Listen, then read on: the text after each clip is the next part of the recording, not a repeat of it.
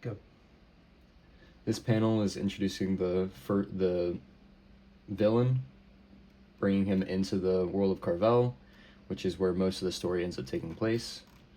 This is the chapter 1 intro image, and I have my introduction and explanations of the world here. Tell me about these worlds.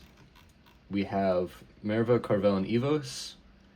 Merva is where most of the characters are from and got pulled from with the portals.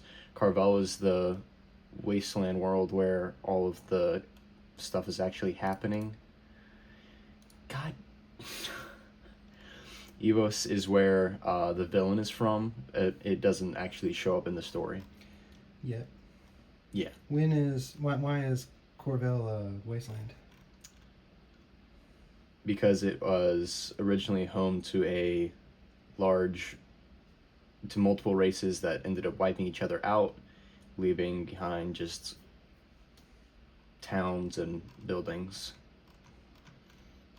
The three realms are kind of dimensionally close to each other, and so the barrier between them is very thin, and so sometimes portals will open up and kind of suck stuff through, taking them to other places.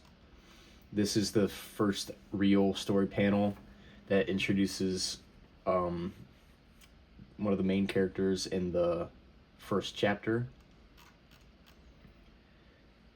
From here, it introduces the kind of the secondary character for the first chapter, who's going to be the companion for the. Describe these two characters and show how you're doing their characterization. Well, I named this one Jeremy, and I named this one Tavish. This one's kind of just like a young kid. He's got no idea what's going on. He's just here. Tavish has been here for a long time, for about 4 years, which is what I put in a later image. They meet here and quickly become friends after talking for a while. This is James. He's else on the other half of the area.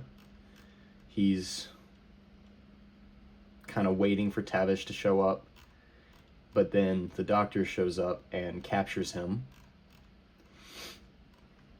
and it kind of goes on a rant to himself about what he's going to do to take over this world, while James is left to sit in a storage room, kind of just knocked out and out of it. Go back and show that panel with the three.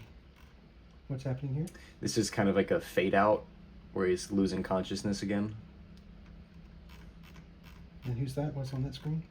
This is him and kind of waking, well, not really waking up, but it's a slow pan zoom out of where he's been kind of left and kind of forgotten. So it shows how empty and lonely he is? Yes. This is where the doctor kind of comes back to get back to work. You can barely see him down here working on one of the robots. What's he trying to do? He's trying to build his army with the scraps of the robots that were in Carvel in order to try and take it over. This is part of the army. Come back to one of the robots kind of coming out and them, Jeremy and Tavish, talking, and then noticing one of the robots, and then watching as more and more of them show up, and then being very confused and not wanting to deal with it. And this is the end of chapter 1 with them running away from the large group of robots. What would you say is the main theme of chapter 1? What are you trying to communicate? Mostly just introducing the villain and some of the main characters, or at least important characters to the story, as well as getting a baseline for like where they are and kind of the direction of where the story is going, kind of establishing the robots as the enemies and the people as the good guys. Then we start with chapter 2, which introduces Conrad, who is a bounty hunter who is currently trying to find this guy who has been running away and avoiding capture for a while. This is back on the Earth planet? Yes, Merva. His friend Putis is really big guy, not very smart. He kind of, it's almost manipulation, but it's more just like he knows what makes him angry and kind of uses that. And so he gets him to fight the larger robot, kind of taking him out so that they can go back and claim the bounty. But then another portal opens, similar to the one that brought Jeremy to the Carvel. And so they kind of stand there for a bit, staring at it, and then Conrad starts getting sucked into it. And then immediately after, Putis also gets sucked in, and now they're here, all falling into Carvel. And what would you say is the main theme of Chapter 2 in terms of the characters? Chapter 2 is introducing kind of the dynamic between the two of them and kind of giving them more of a main character energy, kind of just showing off like how their dynamic works and what most, because it shows they're already fighting robots so that they're capable of doing that.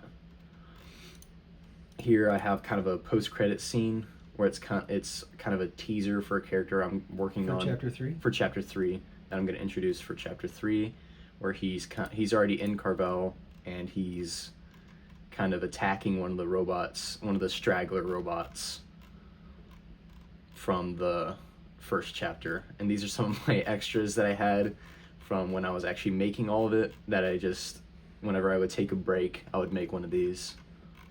Say more about the villain. What kind of a character is the villain, and how are you communicating his character? Well, the Doctor is